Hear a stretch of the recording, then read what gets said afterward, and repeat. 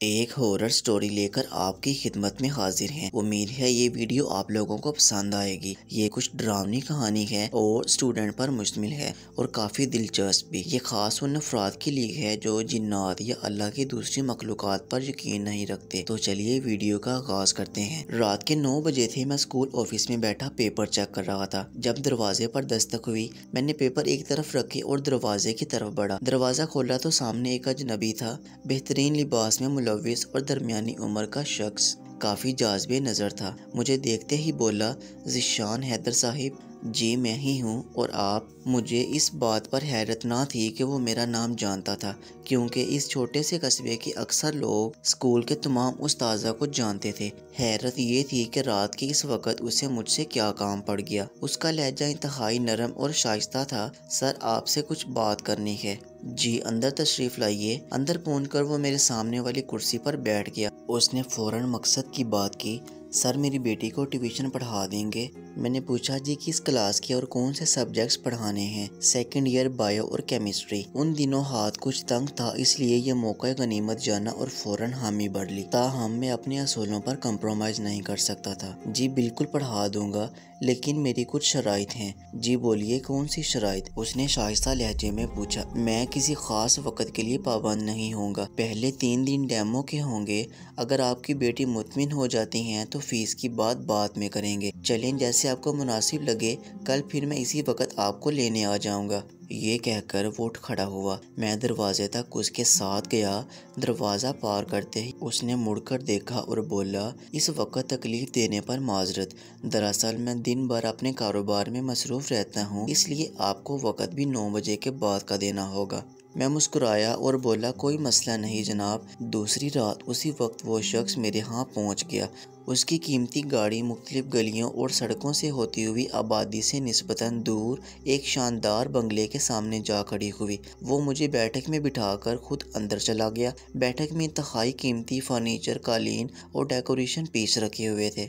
थोड़ी देर के बाद वो हाथ में एक ट्रे पकड़े अंदर दाखिल हुआ, जिसमें मुख्तलिफ लवाजमात थे। सर आप ये नोश फरमाइए, तब तक आयरा आ जाती है। ये कहकर वो वापिस चला गया। 10-15 मिनट बाद वो लड़की अंदर दाखिल हुई। अस्सलाम वालेकुम सर। वालेकुम सलाम बेटा, कैसे हैं आप? मैं बिल्कुल ठीक, और आप? इतने से तारीफ के बाद मैंने उसे पढ़ाना शुरू कर दिया। वो इंतहाई ज़हीन मालूम होती थी, हर बात को फ़ौरन से पहले पिक कर रही थी। मैं दिल ही दिल में खुश हुआ कि ज़्यादा सर नहीं खपाना पड़ेगा। तकरीबन आधे घंटे बाद दोनों मज़ामीन के सिलेक्टिव टॉपिक्स कर लिए। सर बस सिलेक्टिव टॉपिक्स ही हैं? मेरे ख्याल में ज़्यादा से ज़्यादा 10 दिन लगेंगे। उसकी बात पर मैं कदरे मायूस हुआ। मैं तो समझा था कि 5-6 माह का ट्यूशन है। खैर, जी बिल्कुल।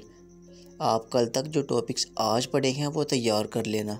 ठीक है सर। दूसरी रात उसने वो तमाम टॉपिक्स अच्छी तरह तैयार किए हुए थे। मैं हैरान था कि इस कदर ज़हीन स्टूडेंट को ट्यूशन की ज़रूरत कैसे पेश आ गई। उस रात पढ़ लेने के बाद आयरा ने झिझकते हुए कहा, सर आपसे एक बात पूछूं? हाँ बेटा पूछो। आप जिन्नात पर यकीन रखते हैं? इस किस्म के सवालात मेरे स्टूडेंट्स मुझसे अक्सर करते रहते थे। मेरा जवाब हमेशा एक ही होता था, नहीं बेटा मुझे यकीन नहीं है, क्योंकि आज तक मैंने उन्हें अपनी आंखों से नहीं देखा। मेरे जवाब पर उसने हैरत से मुझे देखा।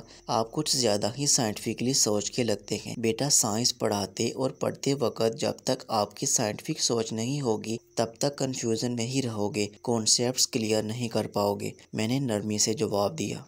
लेकिन सर दुनिया में हज़ारों पुरअसरार वाक़यात रूनुमा होते हैं, उनके मुतालिक आप क्या तोजी पेश करेंगे? वो वाक़या ही बहुत ज़हीन थी। बाज़ औक़ात आपका दिमाग आपके साथ ऐसी चालें चलता है कि आपका खौफ फिज़िकल रूप में आपके सामने आ जाता है, हालांकि इसकी कोई हकीकत नहीं होती।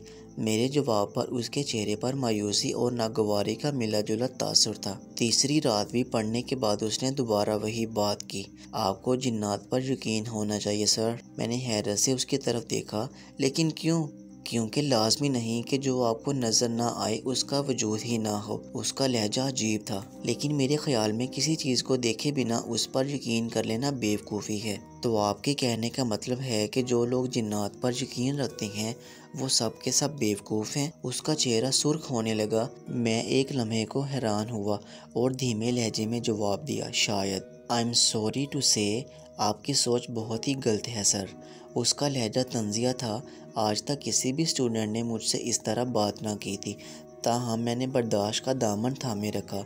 तो बेटा आप ये क्यों चाहती हैं कि मैं जिन्नात पर यकीन कर लूँ? आपके यकीन करने या ना करने से क्या होगा? कुछ भी नहीं। जिनका वजूद है या जो इन पर यकीन रखते हैं किसी को कोई फ़र्क नहीं पड़ने वाला। ये कहते ही वो गुस्से से उठी और अंदर चली गई। मैं हैरान परेशान उसे जाता देखता रहा।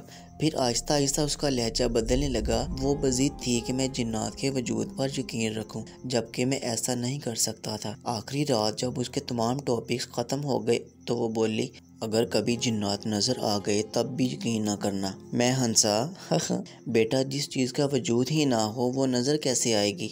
ये आपने क्या बार बार चीज़ लगा रखा है सर? जिन्नात कोई चीज़ नहीं, मखलूक हैं आपकी तरह। उसकी आंखें एकदम सुर्ख होने लगी। मुझे एक लम्हे को एक अजीब सा खौफ महसूस हुआ। अच्छा छोड़ें इस बात को, आपके टॉपिक्स मुकम्मल हो चुके हैं। उम्मीद है अपनी ख्वाहिश के मुताबिक मेडिकल में दाखिला मिल जाएगा आपको। मैंने बात बदलने की कोशिश की। उसने फिर तंज बड़े लहजे में कहा, और उम्मीद है आपको जिन्नात पर यकीन आ जाएगा। मैंने उसका मजाक उड़ाया और कहा, नहीं मुझे तो नहीं आएगा यकीन। उसने कहा, अजीब घमंडी इंसान हैं आप। यकीन ना करना तो ना करें, लेकिन ये खुदा की मखलूक का मजाक तो ना उड़ाएं। उसका लहजा अचानक जारहाना हो गया। आंखें सुर्ख अंगारा और चेहरे की रंगत गुस्से की शिद्दत से बदलने लगी। मुझे उससे खौफ आने लगा। तभी उसका वालिद अंदर दाखिल हुआ। क्या हुआ आयरा बेटा? कुछ नहीं बाबा, मेरे टॉपिक्स कंप्लीट हो चुके हैं। सर से कह दें कि ये कल से ना आएं। ये कहते ही वो गुस्से से कांपती हुई अंदर चली गई। मुझे लगा जैसे वो आयरा ना थी जिसे मैं पढ़ाता रहा। उस शख्स ने धीमे से लहजे में कहा, माजरत चाहता हूँ सर, मेरी बेटी गुस्से की ज़रा तेज़ है। मैंने कहा, कोई बात नहीं जनाब। उसके बाद वो मुझे वापस स्कूल छोड़ गया। वक़्त देने पर आपका बहुत बहुत शुक्रिया। आपकी फ़ीस कल आपको मिल जाएगी। ये कहते ही वो शख्स वापस पलट गया। दूसरी सुबह किसी काम से मैंने अपना बटुआ यानी कि वॉलेट ओपन किया तो उसमें हज़ार के 30 नोट थे।